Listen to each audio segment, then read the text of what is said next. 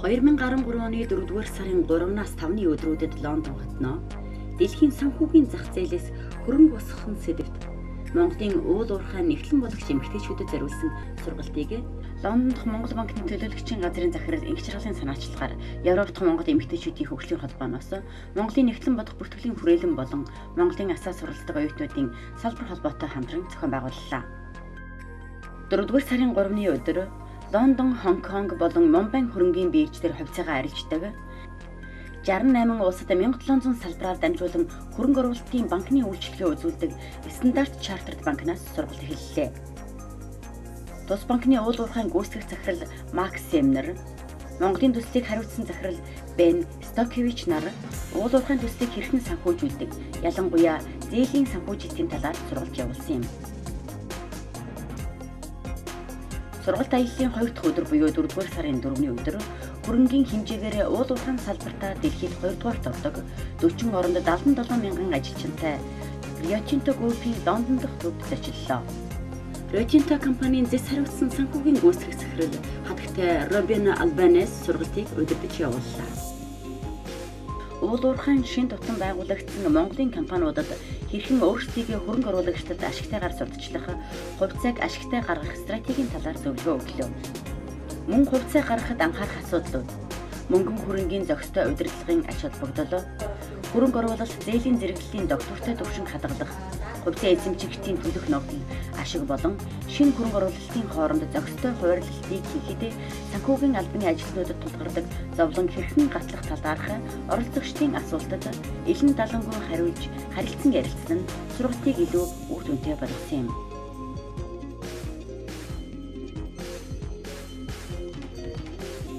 Дөрөвдүгээр сарын 5-ны өглөө Лондонгийн хөрөнгийн биржийн нээлтийг хийж, үүний дараа Лондонгийн хөрөнгийн биржийн үндсэн үйл ажиллагаа бирж дээрээс хөрөнгө босгоход юу шаарддаг вэ?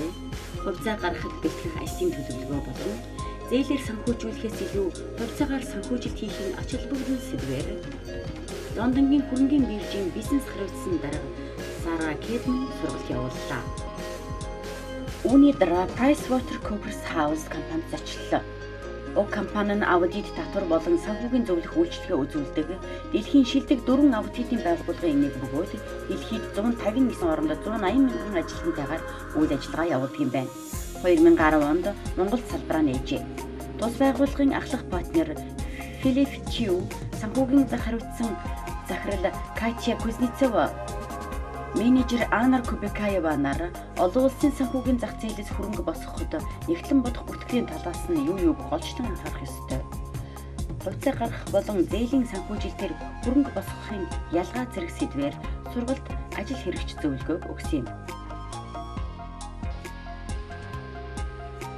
Үүний дараа Европын олон улсын хөгжлийн банкуудын нэг болох Европын цэргийн босголт хөгжлийн банкны удирдах төв байгууллага дээр нь зочлоо.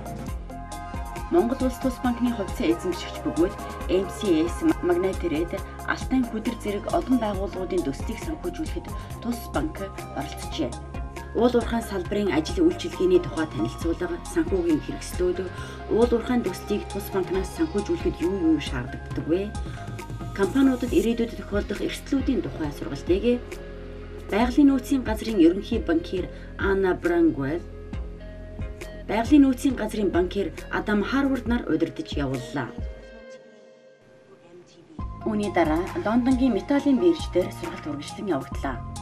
Тус бирж суур металл, хөнгөн цагаан, цэс, цайр зэрэг дэлхийн металлын худалдаа арилжааны 80%-ийг хийдэг гол төв бөгөөд 2012 онд 11.6 их найд долларын 2.8 тэрбум тонн металлын 20.3 сая багц худалдааг хийжээ.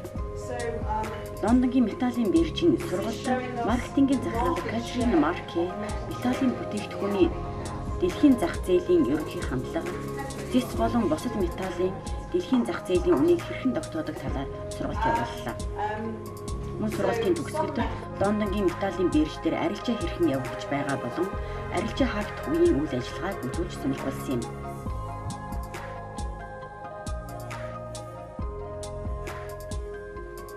Хөтөлбөрийн бас нэг зорилго нь гадаадын хөрөнгийн бирж дээр хөрөнгө босгоход хуулийн зөвлөх компани зайлшгүй хөлтөн авч ажилуулах шаардлагатай тул дэлхийн олон улсад ялангуяа хөгжиж буй орнуудад тэр тусмаа Монголд үйл ажиллагаагаа өргөжүүлж байгаа Их Британий хамгийн том хуулийн байгууллагын нэг болох Clayton Co хуулийн фирмээр сургалт явууллаа. Тус хуулийн компани нь 270 партнер, 1400 хуульч, 2350 ажилтнтайгаар 30 оронд үйл ажиллагаагаа явуулдаг юм байна. Тус фирмийн партнер Филипп Рожерс, ахлах хуульч Ildiko Жиргэний, хуульч Алтан Сув нараа уулуурхайн салбараар дагнасан хуулийн баг болон олон улсын санхүүгийн зах зээлээс хөрөнгө босгоход хууль зүйн талаар зөвлөгөө өгөхдөө хувьцаа шинээр гаргаж байгаа байгууллагуудын нийтлэг дутагдал алдаан, компанийн засаглалыг зохистой бүрдүүлэхгүй байх, бусдын өмнө хүлээсэн үүргийн талаарх мэдээллийг хууль зүйн зөвлөгөө дутуу мэдээлснээс эрсдэлд орох, үндсэн зөрчлүүдийг гаргахгүй байх талаар зохин дурдаад суралцагчдын асуултанд хариулж харилцан яриа хэлбэрээр зохион байгуулсан нь сургалтыг илүү наалтцтай үр дүнтэй болгосон юм. Сургалтын явцад Их Британд суралцаж буй оюутнуудаас мөн хамруулсан нь Монголын уул уурхайн байгууллагуудтай танилцуулахаас гадна дээр дурдсан олон улсын хэмжээнд үйл ажиллагаа явуулдаг байгууллагуудтай танилцуулах зорилго боломж олгож бодлого туршлага олох завшааныг өгснөөрөө сургалтын нэг давуу тал байлаа. За энэ төслийн хүрээнд бол Монголын нягтлан бодогч эмэгтэйчүүдийг бол хоёр шаттайгаар энэ сургалтанд хамруулж байгаа. Нэг нь бол Улаанбаатар хотод ер нь бол нягтлан бодох хүртэл олон улсын стандартыг уулуурхайн компанид яаж хэрэгжих вэ гэдэг асуудлаар сургалт явуулах. Дараагийнх нь бол яг энэ уулуурхайн салбарын компаниуд энэ Лондонгийн хөрөнгийн бирж дээр яаж гарч ажиллаж энэ дээр хөрөнгө босгох вэ гэдэг энэ асуудлыг бол ярилцж байгаа. Тэгээ энэ үднээс энд өнөөдөр бол 13 нягтлан бодогч нар ирээд энэ 4-5 хоногийн сургалтанд ингээд ороод байж байна. Эндээс бол Монголын компаниуд энэ сонирхолтой компаниуд бол энэ хөрөнгийн бирж дээр гарч энэ шаардлагатай дутагдж байгаа хөрөнгөө бий болгох, энэ хөрөнгө босгох ийм ямар ч хэсэг анхаарчны мэдээллийг авсан эдгээр маань их олон сайхан мэдээллийг авсан байх баяртай байгаа. Цаашдаа бол энэ Монголын уулуурхайн компаниуд эдгээр маань үлгэр жишээ болоод эхний замыг шанг татсан гэж ингэж ойлгож байна. Бид нарыг ийм халуун татварын илүүсийг хүлээж авсан Лондон дахь Монголын эмэгтэйчүүдийн холбоо болон бусад хамтран ажилласан байгууллага хүмүүстэй талархснаа илэрхийлж байна. Түүнээс гадна энэ одоо яг өнөөдөр Монгол уулуурхайн салбар яг нэг шинэ зөвхөн гарааныхаа шатанд явж байгаа юу? Яг энэ шинэ юмны босгон дээр ингэж зохион байгуулж бид нарыг энэ том хотод авчирж, энэ том улсад авчирж ингэж сургалт зохион байгуулсан гайхамшигтай айгүй том юм хийсэн та нарт дахин талархъя.